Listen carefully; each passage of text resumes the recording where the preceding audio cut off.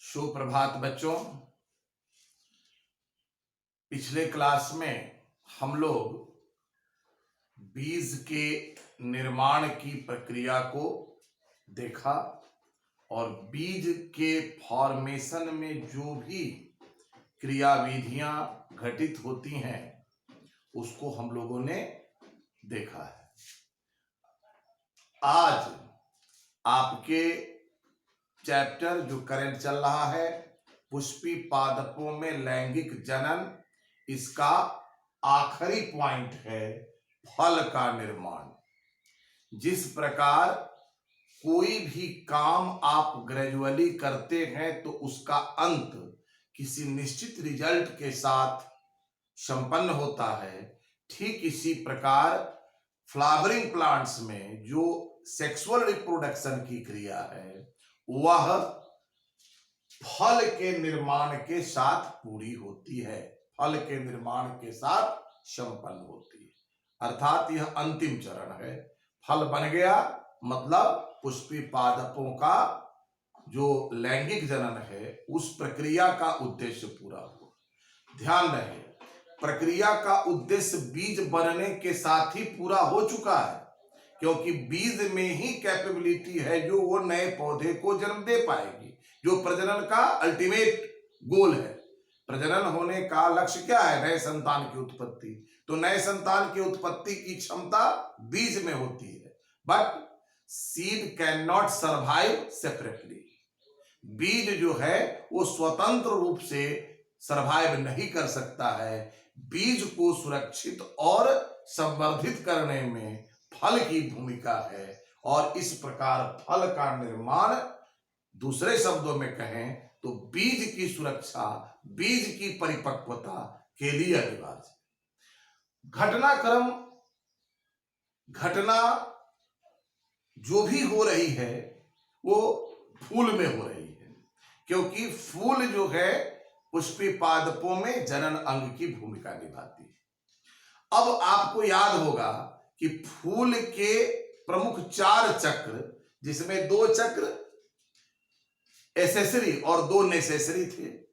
अब कैलिक्स और कोरोला ये एसेसरी होल था, एसेसरी पार्ट था फ्लावर का, जिसका डायरेक्ट इन्वॉल्वमेंट नहीं होता है रिप्रोडक्शन में। लेकिन पुंकेसर और स्त्री केसर, एंड्रोशियम और गायनेशियम सक्रिय भूमिका निभाए थे और पुंकेसर से परागकण आया था कहां?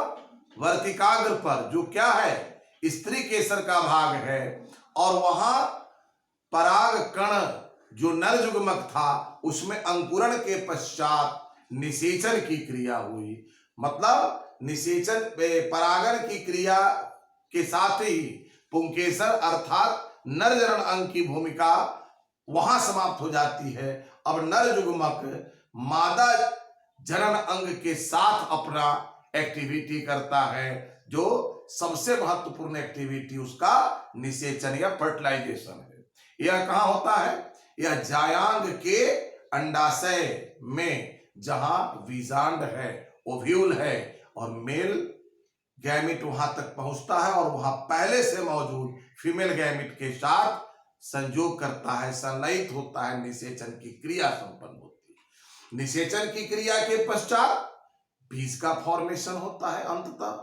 लेकिन बीज के फॉर्मेशन होने के क्रम में, बीज के फॉर्मेशन के साथ साथ फूल के अन्य अंग या तो समाप्त हो जाते हैं या रूपांतरित हो जाते हैं, और उसमें मेजर रूपांतरण, सबसे जो महत्वपूर्ण रूपांतरण है वो उसके अंडाशय में होता है और अंडाशय अंततः फल का रूप लेती है। घटनाक्रम को आप जरा समझें।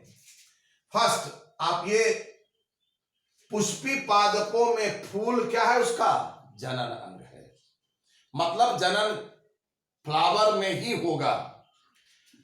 अब इसका दूसरा महत्वपूर्ण चरण कि फूल के जायांग में निषेचन के फलस्वरूप बीजांड अर्थात बीजांड जो है बीज का निर्माण करते हैं या बीजांड से बीज का निर्माण होता है। फूल के विभिन्न अंगों में परिवर्तन होने के अंतिम कड़ी में जो उसके कैलिक्स, कोरोला, ये सब में परिवर्तन होगा, या तो नष्ट हो जाएंगे या रूपांतरित हो जाएंगे, लेकिन अंतिम जो परिणाम है उस परिणाम में अंडाशय या उसके अन्य भाग फल का निर्माण करते हैं। ये पुष्पी पादपों में जनन का अंतिम रिजल्ट, फल इसका नाम भी है और यह परिणाम भी है, तो यह अंतिम चरण है। अब हम लोग थोड़ा सा गौर करें कि फूल के अन्य अंगों की क्या स्थिति। तो उसमें सबसे आउटर मोस्ट जो चक्र था बाह्य कैलिक्स या बाह्य दलपुंज का, वे या तो झर जाते हैं या फिर दीर्घ अस्थाई रूपांतरित होकर परसिस्टेंट हो जाते हैं, दीर्घ अस्थाई हो जाते हैं। दूसरा चक्र जो रंगीन भाग था, दलपुंज या कोरोला, ये प्रायः झर जाते हैं, इनकी भूमिका समाप्त हो जाती है। वर्तिकाग्र और वर्तिका जो जायांग स्त्री केसर के इकाई हैं, ये सूख कर गिर जाते हैं।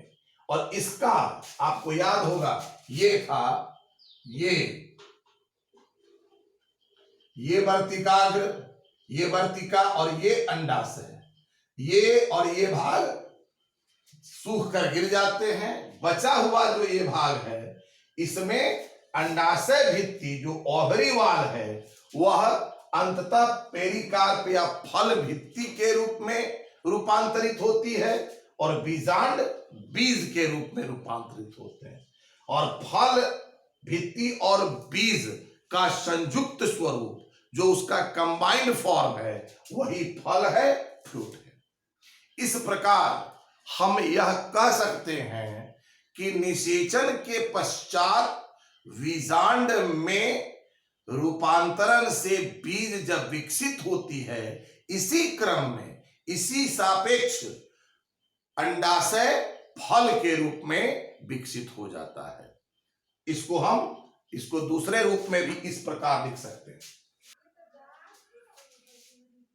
कंक्लूजन के रूप में आप इसको इस रूप में प्रस्तुत कर सकते हैं कि निषेचन के पश्चात बीजांड में परिवर्तन के फलस्वरूप बीज का निर्माण होता है और अंडाशय अंततः फल के रूप में विकसित होते हैं।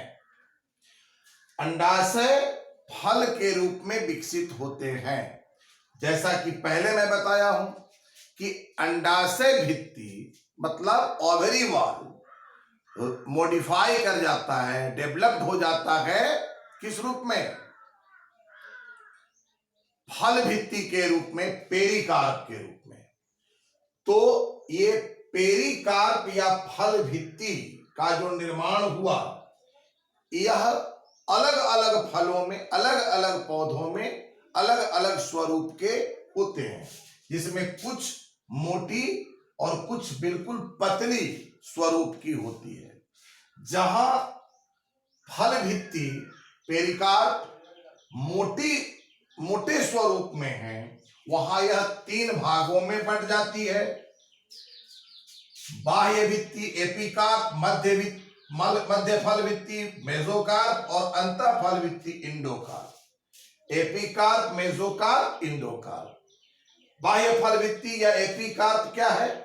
आउटर मोस्ट, सबसे बाहर का आवरण, जिसको फल का छिलका भी कहते हैं। दूसरा मध्य फल भित्ति मेसोकार्प, यह फल का बीच वाला भाग होता है, जिसको आप मोटे तौर पर खाने योग्य या गूदेदार भाग के रूप में देखते हैं। आप आम के स्वरूप को आप देखें,